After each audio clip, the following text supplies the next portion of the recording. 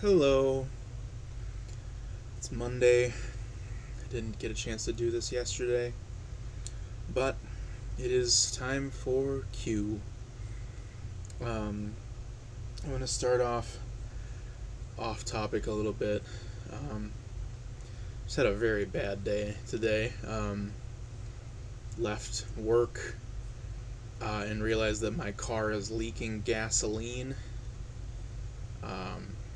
I have not been able to determine whether it is coming from a bad fuel line connection or if there is in fact just a hole in the tank. Tomorrow my dad and I are going to jack the car up and get under it and take a look, because if it's the fuel line, we might be able to fix it, but if there's a hole in the tank, I don't know what I'm going to do, because I think that would be that would total the car. And then as soon as I got done dealing with that, the power went out for a couple hours. But that ended up being a little bit of a blessing in disguise, because I went outside and I read, and it was the first time I read in a long time. So that was good. The other nice thing is that I had ordered myself a birthday present on my birthday, and it got here today, so I thought I'd open it. You can see here, it's coming from the Elephant 6 Recording Company, a collective of musicians whose core members are Robert Schneider, the late Bill Doss, Will Cullen Hart, and Jeff Mangum, of course, of Neutral Milk Hotel.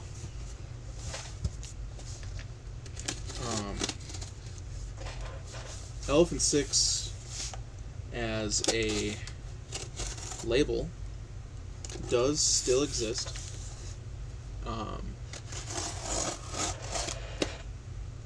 And it seems, I believe it's mainly being run by Will Hart and his wife Kelly.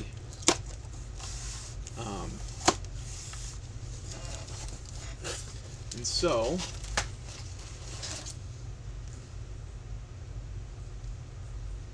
a lot of people, everybody really, knows Neutral Milk Hotel. And a lot of people know the Olivia Tremor Control and the Apples in Stereo, of those four core members of Elephant 6. Mangum obviously was the Neutral Milk Hotel guy. Robert Schneider was the leader, still is the leader of the Apples in Stereo. And then Will Hart and Bill Doss collaborated and were the co-leaders of Olivia Tremor Control. And after Olivia Tremor Control broke up in the late 90s, they both went on to do their own thing. Bill Doss did most of his music under the name A Sunshine Fix. And then in 2000, just a year after the last Olivia Tremor Control record, Will Hart put out the self-titled album by Circulatory System. This is what I have here. This is an album that not a lot of people know.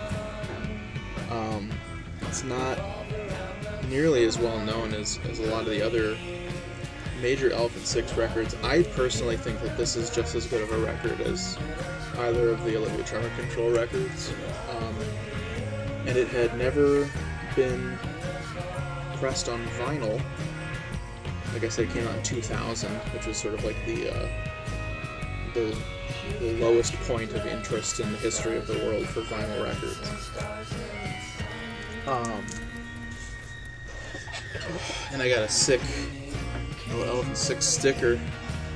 When I was younger, I fancied that this might be the first tattoo I ever got. It would be the Elephant 6 logo.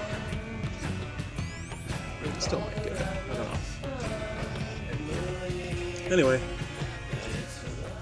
let's actually do the reason we're here. The Q prompt. Q is for quick. What was a quick read for you? There have been many. The most recent one that I actually liked was The Sluts by Dennis Cooper, which I read back in the beginning of the summer, early June, and I read it in one sitting in about 3 or 4 hours, and that was amazing. That was the last really amazing book I read. I haven't read that many books since then, but that book was really amazing. Q is for question. What is your favorite question word? Who, what, when, where, why, how? So I like why because I like understanding the way things work and causality and how things affect each other. I think that's really interesting.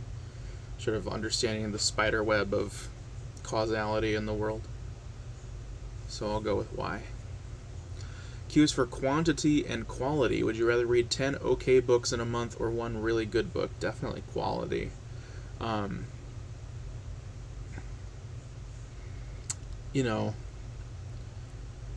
think that the important thing is to remember that if you increase your quantity, you will have more quality, right? I read 40 some odd books this year, and I've put I think 4 of them in my favorites shelf on Goodreads. And that's, you might be like, okay, well that's 10%, but I only read 3 books all year last year, so reading 4 amazing books this year has been really cool. Q is for queer. Do you have a favorite queer author? Well, I have, so of those 4 books I said that I read this year that really blew me away, put on my favorites list, 2 of the 4 are by queer authors. The Seep by Channa Porter, and one that I just mentioned a minute ago, The Sluts by Dennis Cooper.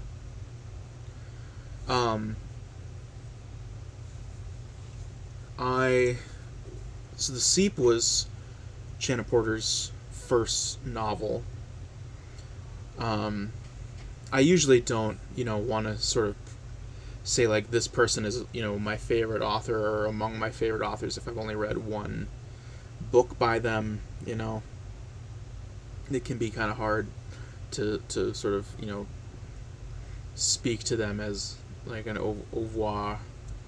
But I look forward greatly to seeing what Channa Porter writes next. Dennis Cooper, though, has written many books,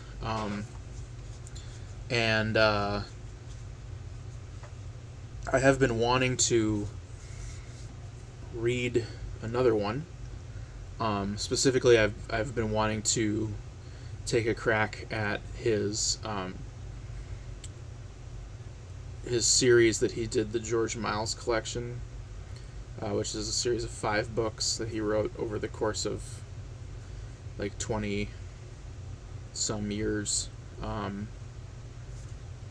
That are, it's not necessarily a direct series, but they have linked shared characters and stuff.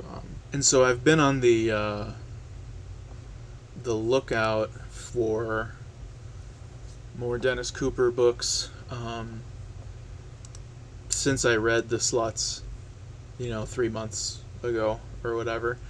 Haven't found any in the wild, so I did just earlier today break down and finally order Closer by Dennis Cooper, which is the first of the George Miles books. So I look forward to reading that greatly.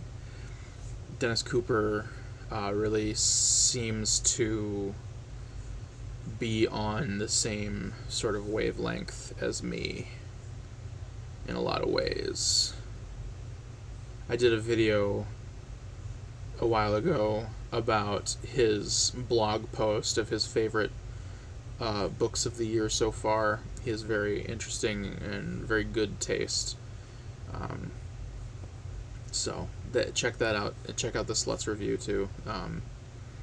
If you're interested, I will say he's known for writing, transgressive, very extreme literature, things that have like extreme violence and very graphic sex and often sexual violence. So if that's not your bag, baby, then you probably don't want to check out Dennis Cooper. But as far as queer authors go, I'll go with Dennis Cooper. Q is for quiet. Do you need quiet in order to read? Not necessarily. I'm not like bothered by sound generally, but certain things do make it hard for me to read. If there are people talking, a lot of the times it'll be hard for me to pay attention. And same with, usually I don't listen to music when I read, but if I do, it generally needs to be instrumental music, because the lyrics will distract me, especially if it's stuff that I know know well and know the lyrics to. I'll just want to sing along in my head, and it'll make it so I can't read. So I don't need perfect quiet, but yeah. Q is for the Quran. Have you read the Quran? Not in totality. I went to a Lutheran college, and as a requirement to graduate, you are required to take 2 semesters of theology courses. And these courses are generally taught by Lutheran scholars, but they are like a world theology class, so you will read works from all sorts of different religions. I remember we read like Simon Wiesenthal, the famous Nazi hunter. We read his memoir about his time in the Holocaust. We read Thich Nhat Hanh book about about Buddhism. We read excerpts from the Bible. We read excerpts from the Quran. All sorts of stuff. So that's my only experience with the direct text, with the Quran itself. I know I have a passing knowledge of the pillars of Islam and the major tenets of the religion and the history of it and things like that.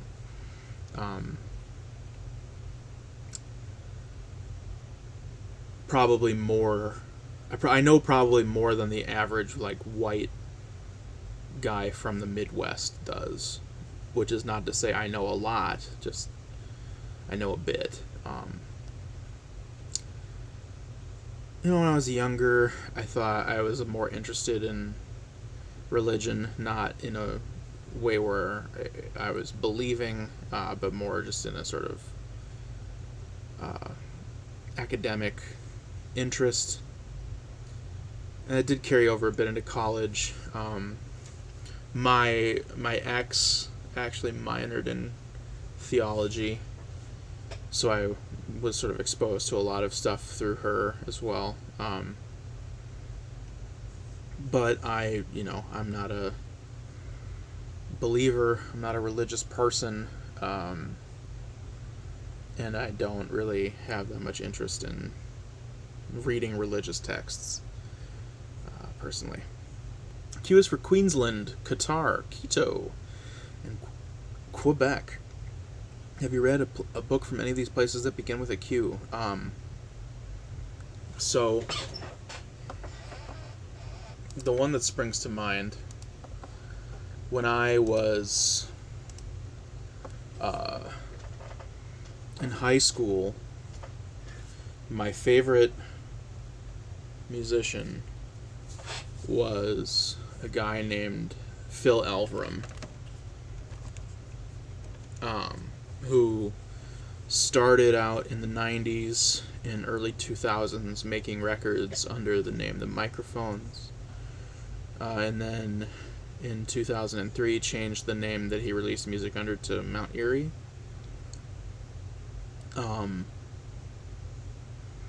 His most famous album is the 2001 Microphones album, The Glow Part 2. And when I got into his music and became very obsessed with him, I was a very big teenage stan for him.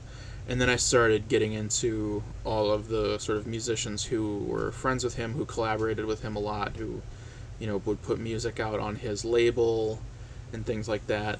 So that's people like Little Wings, or Carl Blau, Adrian Orange, also known as Thanksgiving, and, of course, Geneviève Castrier, who was his wife.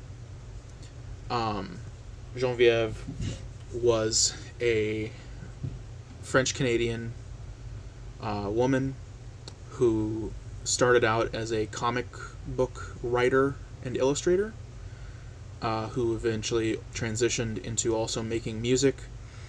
First, she released music under the name Wolve, Woelv, and then she began releasing music under the name Opeon. There's O in the space and then Paon. And I really loved her music and her comics a lot. Particularly, she put this record out when I was a senior in high school that has a very long name in French that starts with Tuciol. I won't be able to remember the whole title, but that record really was a big record for me in high school.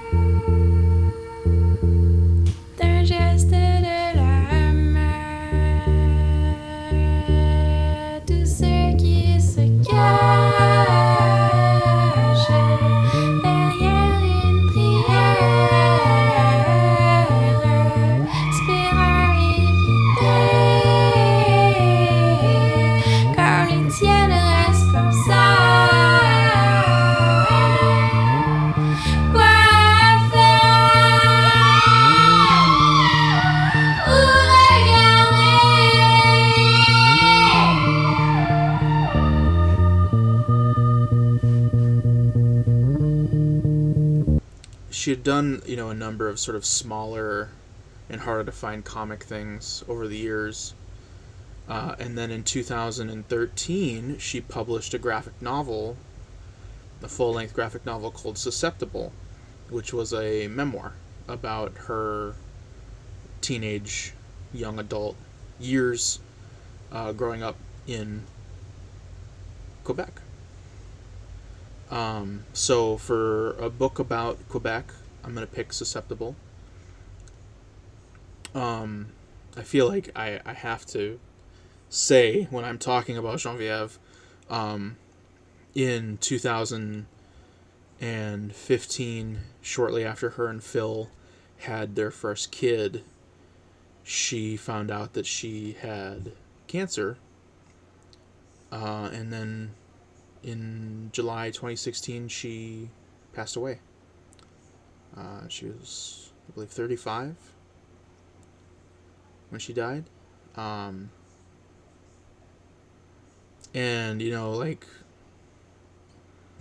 people talk about, what celebrity deaths were really hard for you.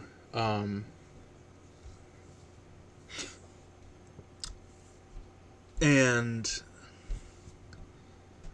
There had been ones before that were hard. Philip Seymour Hoffman, that was hard. But no celebrity death has ever like really gutted me like Genevieve dying did. And then,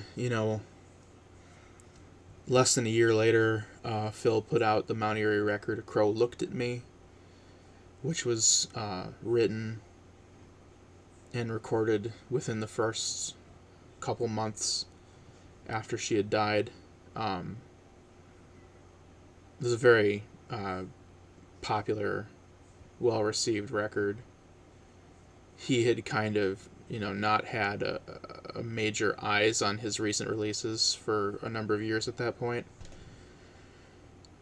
But, of course, someone is making this extremely emotional confessional record about their wife dying. It's going to get clicks and stuff. And it is an amazing album. It's hard for me to think about that album in terms of like what would I rate it out of 10, or like how would I rank it compared to his other albums. It's very hard to listen to. I've only probably listened to it less than 20 times. Because it's just so devastating. And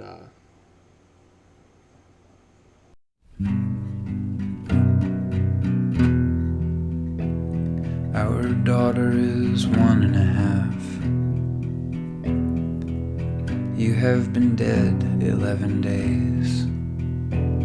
I got on the boat and came to the place where the three of us were going to build our house. If you had lived, you died though, so I came here alone without a baby in the dust of your bones.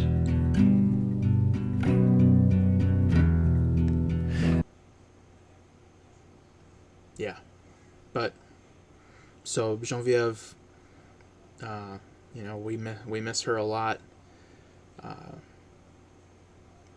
But check out her graphic novel Susceptible. It's a very good book.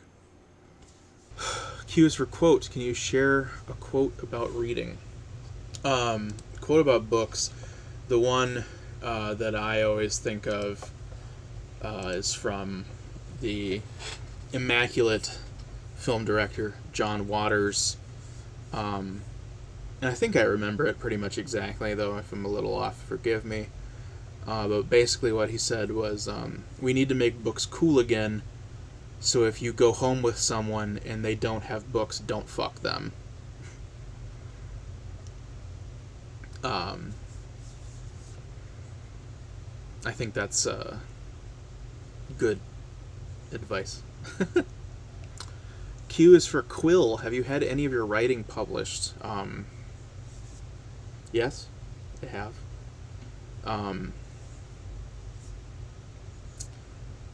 When I went to college for writing, my first year of college, I had a poem published in the school literary journal Murphy Square.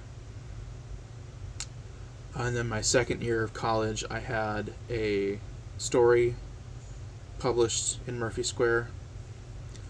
And then my third year, I got recruited. My friend was the editor-in-chief of the journal, and she recruited me on to be an editor for the poetry section of the journal. And I did that my junior year, and I had more stuff published that year. I believe it was 2 stories and 2 poems that year. And then my senior year, my friend who had been the editor-in-chief left, and then another friend became the editor-in-chief, and then she asked me to be the associate editor, which is like the second in charge of the journal. So I oversaw all of the individual section editors. And then again, had, I believe, 2 poems, 2 stories, because we had a cap on 4 pieces per person that could be published. So most prolifically, I've been published by my peers when I was in college. However, I have had a few other things published. I had a story published by a sort of junky e-journal that was popular with like Reddit and stuff in the early 2010s, called e-fiction, if I remember right. It was a very scummy place that eventually got sort of ousted by all these writers being like they are not, they didn't pay, and it was whatever. And then I had a couple later in college. I had a couple poems published. I had one poem I wrote called Twin Peaks Season 3, Episode 1. That was published in this journal called The Unrorian, which was a broadsheet newsletter that was like folded. And then I had a couple poems published by an online literary journal. I think it was called Black Hearts Magazine. And then I didn't write anything for a really long time after college. One of the stories that I had published my senior year in the school journal was a story called My War. It's named after a Black Flag song. And I had written that story, my senior year. And I wrote another story around the same time that I never finished. I couldn't figure out how to end it properly, or like I think I ended it, but I wasn't satisfied with how it ended. And they were sort of linked stories. They had the same narrator, but they didn't share any characters other than the narrator. And I sat on those stories for 5 years. And then those ended up being the first 2 chapters of my book. I mentioned my book sometimes on here. I wrote it in July of 2020, sort of feverish pace. I cranked the whole thing out in about 3 weeks, other than those 2 stories that had pre-existed, but I did change a lot of things about them. Completely rewrote the second half of the one that I had not finished, which is the opening chapter of the book. I believe My War is the second chapter of the book, too. The book is called Memoirs of a Haunted Individual. I guess that's the title that I've given it for now. And in terms of publishing it, I do want to find some small publisher who would put it out. I think that would be really cool. The problem is that I need to do research. I need to, when you're working that kind of style where you don't have a literary agent, you have to find the publisher, right? You have to make the first contact, which means I need to do research about publishers, find ones that publish things like what I wrote, where my work would be at home. I've found a couple of cool, publishers, but they've sort of been more of the horror, transgressive, extreme fiction. My book is not that. Not at all. It's book about a guy who has to, after his marriage ends, he moves back to his hometown, to his parents' house. And then there's sort of a parallel narrative of the current day stuff, of this guy, who, in the wake of this, big traumatic series of events in his life, and then it parallels with him when he's 10 years younger, sort of freshly out of high school, in this town that he really wants to get out of, that's just full of drugs and drug addicts, as he sort of hazily wanders through life surrounded by all of these drugs and drugged out people, trying to sort of come to terms with where he's at. And then in the current day, he's haunted by trauma and memory, which take the form of a ghost that follows him everywhere that he goes.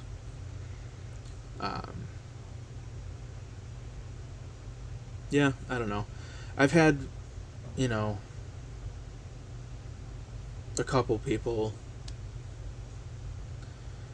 who have read the whole thing. I think anybody who writes knows that, like, trying to get your friends to read your book is, hit and miss, which is fine. It doesn't, mean that they don't love you or whatever. But I've had like 5 people, I think, read the whole thing, and they've all been very receptive and positive. And yeah, so hopefully I'll publish it for real someday.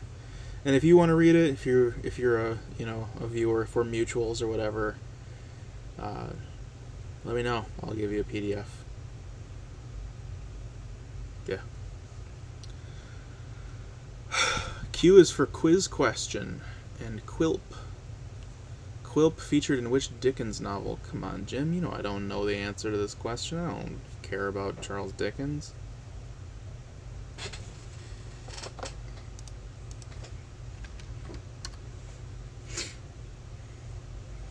He's the antagonist of The Old Curiosity Shop. Come on, man. That's like the least famous Dickens book. Okay. Q is for Quetzal. Have you ever seen a Quetzal? I want to say I did when I went to this aviary in Niagara Falls, Canada. Niagara Falls, it's kind of a tourist trap town. It's got a lot of like Vegas-esque tourist town kind of things.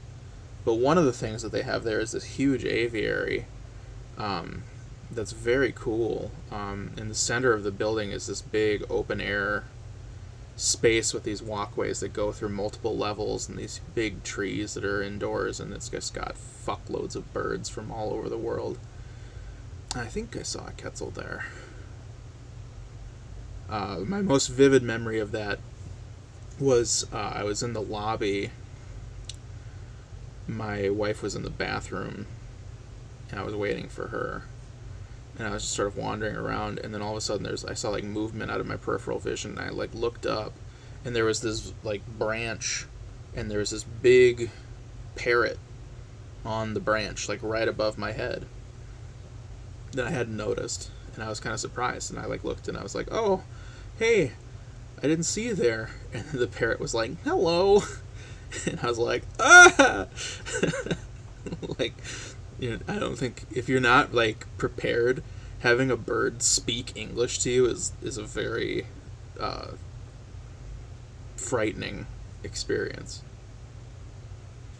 Well, that's it. Thanks for watching.